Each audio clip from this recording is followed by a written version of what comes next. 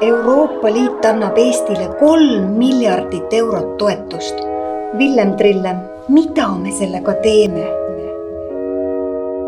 Euroliit andis meile raha, mida teha selle kohe ära jagan.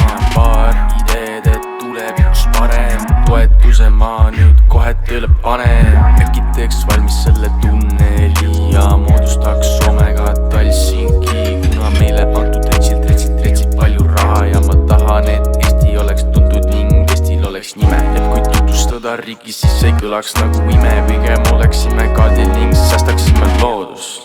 Hooldust vajab meie loodus, sest kui selle ära hävitame, siis Eesti oma ilust loobub. Mida teeksid sina 3 miljardi euroga Eesti heaks? Osale sõpradega Euroopa Liidu videokonkursil ning võida auhindu.